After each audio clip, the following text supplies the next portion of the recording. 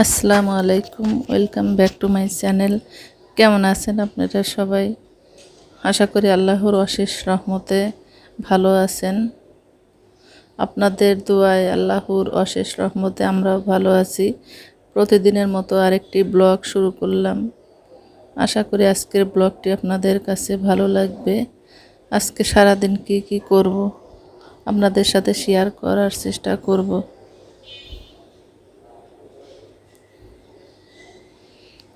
আজকে সকাল সকাল ঘুম থেকে উঠে পড়েছি আর এখন নাস্তা বানিয়ে নিচ্ছি।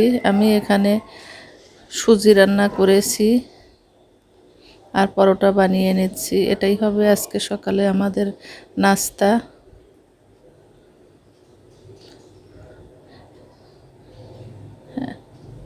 আজকে বেশ দেরি করে ঘুম থেকে উঠেছি। কাজের তেমন একটা তাড়া নেই, বাচ্চাদের স্কুল নেই, বন্ধ হয়েছে অনির্দিষ্টকালের জন্য। আসলে দেশ যদি ভালো না থাকে, দেশের মানুষগুলো ভালো থাকে না, আমরাও ভালো থাকবো কী করে? আমাদের প্রাণের দেশ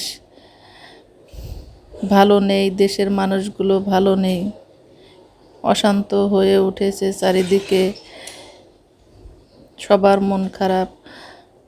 আল্লাহর কাছে শুধু একটাই প্রার্থনা, আল্লাহ তুমি দেশে শান্তি দাও। তোমার কাছে যেটা ভালো মনে হয় তুমি সেটাই করে দাও আল্লাহ। দেশের মানুষগুলোকে তুমি শান্ত করো, যেটা ন্যায় সেটা তুমি করো। কবে দেশটা ভালো হবে, কবে শান্ত হবে, সবাই আবার মন খুলে হাসতে পারবে, চলতে পারবে, জানি না। দেশের এই পরিস্থিতিতে আমার মনে হয় কোনো মানুষের ভালো থাকার কথা না। সব সময় টিভির সামনে বসে থাকি, কখন কি হচ্ছে না হচ্ছে এগুলো দেখলে মন অনেক খারাপ হয়ে যায়। ফুটন্ত গোলাপগুলো অকালেই ঝরে যাচ্ছে, দিনে দিনে অশান্ত হয়ে উঠছে পুরো দেশ। জানি না আবার কবে শান্তি ফিরে আসবে, কবে আবার এদেশের মানুষ হাসবে, চলাফেরা করবে আগের মতোই।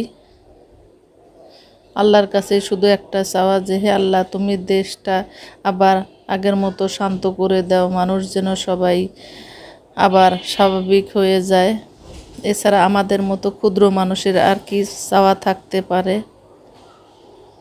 এই তো আমি সকালের নাস্তা শেষ করে দুপুরে রান্না শুরু করে দিয়েছি। যেহেতু বাড়ির মধ্যেই আছি আর রান্না বাড়া খাওয়া দাওয়া এছাড়া তো আর কোনো কিছু নাই, ব্যস্ততাও নাই। এর জন্য আস্তে ধীরে কাজগুলো করে নিচ্ছি। দুপুরে রান্নার জন্য আমি ইলিশ মাছ রান্না করে নিচ্ছি। আমার ছেলেরা আবার ইলিশ মাছ রান্না খেতে চায় না, ওদের জন্য দুই ভাইয়ের জন্য ভাজি করে নিচ্ছি। আর আমার হাজব্যান্ড আর শ্বশুর আর আমি খাবো, তার জন্য এভাবে রান্না করে নিচ্ছি ঝিঙে দিয়ে।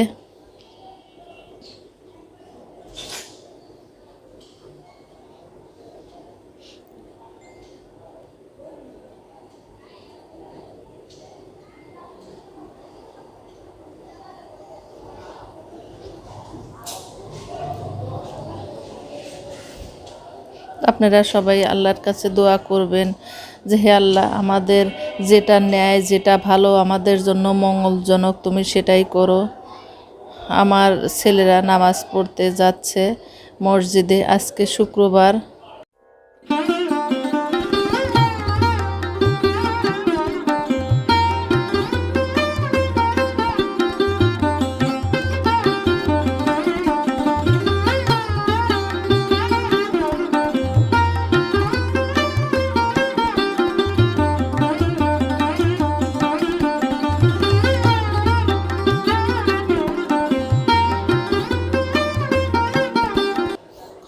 অলরেডি নামাজ শেষ করে বাসায় চলে এসেছে।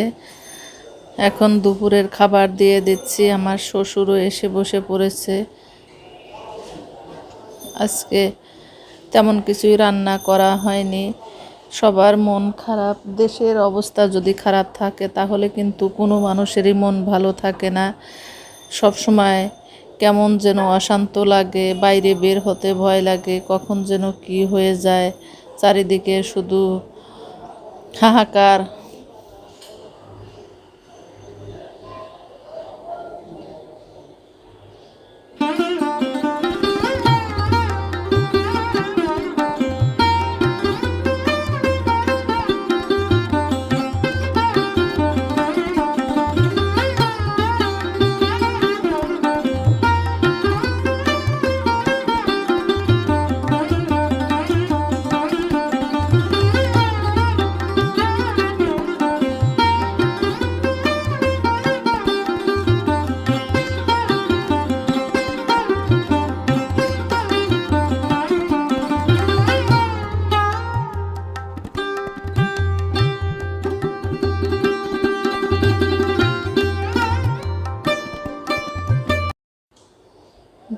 বিকালবেলা নাস্তার তেমন কিছুই নাই, আর আমার ছেলেদের বিকালবেলা কিছু হালকা পাতলা নাস্তা দিতে হয়।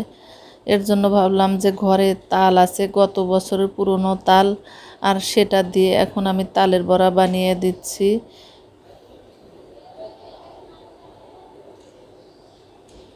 চাউলের গুঁড়ি, তাল, চিনি আর কুড়ানো নারকেল এগুলো দিয়ে ভালোভাবে মেখে তেলে ভেজে নিচ্ছি।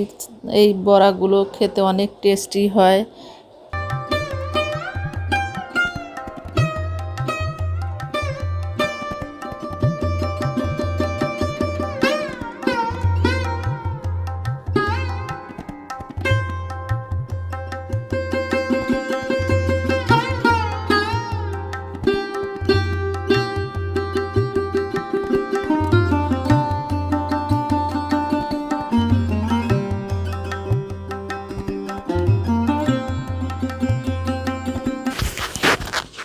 তো আমার শ্বশুর এসে বসে পড়েছে। আমার শ্বশুরের প্রতিদিন সকাল সন্ধ্যায় চা চাই, আর আজকে সন্ধ্যায় আমি এই নাস্তাগুলো বানিয়েছি আর সেটাই দিয়ে দিচ্ছি। এরপরে চা দিয়ে দিব। নারকেল কুড়ানো দিয়ে মুড়ি মেখে নিয়েছি।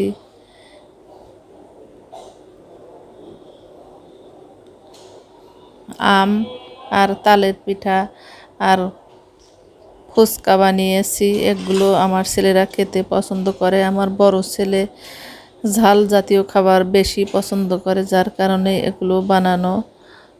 আশা করি আজকের ব্লগটি আপনাদের কাছে ভালো লেগেছে।